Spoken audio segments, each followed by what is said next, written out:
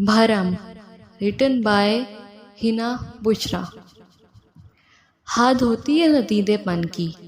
گلی میں آئے سبزی والے سے آلو، میتھی، ٹماٹر اور پیاز لے کر حبیبہ کچن میں بڑبڑاتی ہوئی آئی تھی۔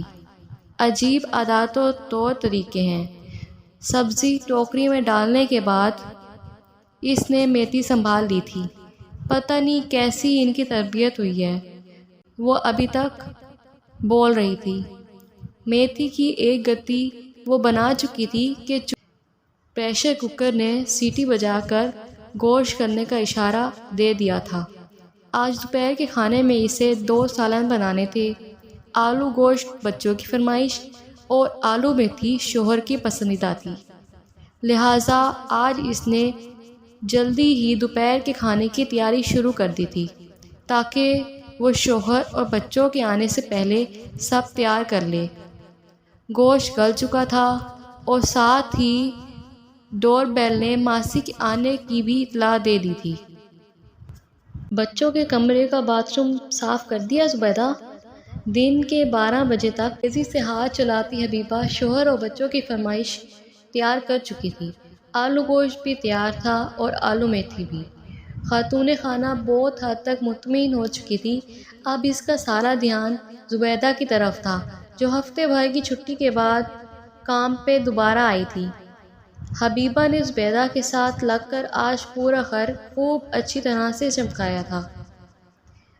جی باجی، صفائی ستھرائی کے بعد کچن میں پڑے برتنوں کا ڈھیر دھونے کے بعد زبیدہ نے کچن کی بھی خوب اچھی طرح سے دھلائی کر دی تھی۔ چائے پی کے جانا۔ زبیدہ سب کام دن 12 بجے تک نپٹا لیا کرتی تھی۔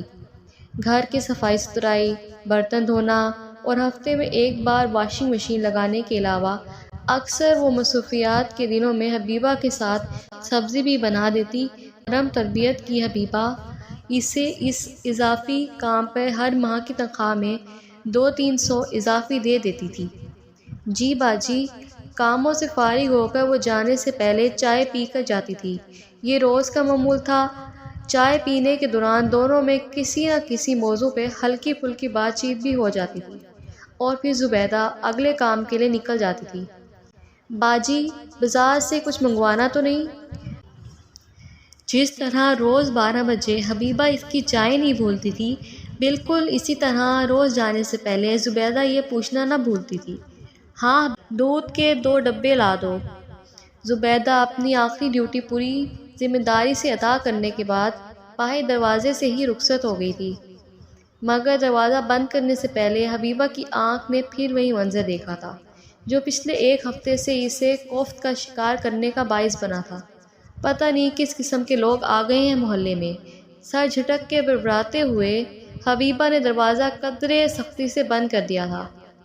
بھٹے والے سے 2 بھٹے لینے کے بعد پیسہ ادا کرتے ہوئے بے اختیار حبیبہ کی نگاہیں سامنے والوں کے گھر کی طرف اٹھیں تو وہ اچھی خاصی تپ گئی تھی۔ 2 آنکھیں سامنے والے گھر کی چھت پہ چھپکے چھپکے روز حبیبہ کو دیکھتی تھی۔ حبیبہ سبزی لے رہی ہوتی، 2 آنکھیں اسے دیکھتی رہتی۔ وہ گلی میں آئے بھٹے والے سے بھٹے لیتی تو 2 آنکھیں بہوت اسے تکتی رہتی۔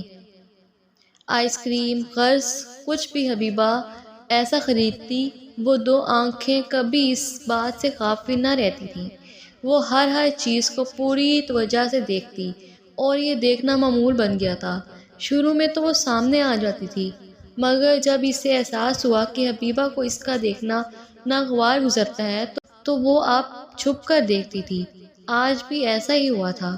لمحہ بھر کے لیے حبیبہ نے ایک اس سے بڑی نگاہ ڈالی اور دروازہ بند کر لیا تھا۔ حبیبہ کا غصہ دیکھ کر وہ گھبرا کر پیچھے ہٹ گئی تھی۔ امید تو یہی تھی کہ ایسی غضبناک گھوری کے بعد وہ اپنی عجیب و غریب اور ناقابل فہم حرکتوں سے باز آ جائے گی، مگر ایسا نہ ہوا۔ حبیبہ کے ساتھ اگلے آنے والے دنوں میں بھی یہی کچھ ہوتا رہا تھا۔ حد ہے بھئی ڈھیٹ پن کی۔ زبیدہ، یہ سامنے والے گھر میں کون لوگ آئے ہیں؟ معمول کی طرح زبیدہ سب کام سے فارغ ہوئی تو چائے تیار تھی۔ آج چائے کے علاوہ حبیبہ نے اس کے لیے چھلی بھی لے رکھی تھی۔ کون؟ وہ سامنے والی اماں جی؟ بھٹے کھاتے زبیدہ کا سوال نہ سمجھی کا شکار لگا تھا۔ آج تو سامنے والی نے حبیبہ کو چڑھانے کی انتہا کر دی تھی۔ چھٹی کا دن تھا، شوہر اور بچے گھر پر تھے۔ حبیبہ سبزی والے سے ساگ لے رہی تھی، اسے لگا کوئی اسے دیکھ رہا ہے۔ حبیبہ کا شوہر مچھلی فروخت سے مچھلی خریدنے لگا تو تب بھی دیکھنے والی متوجہ تھی۔ دوپہر میں پھل والے سے امرود اور مالٹے خریدے، تب بھی وہ لڑکی وہیں موجود تھی۔ آخر یہ ماجرا کیا ہے؟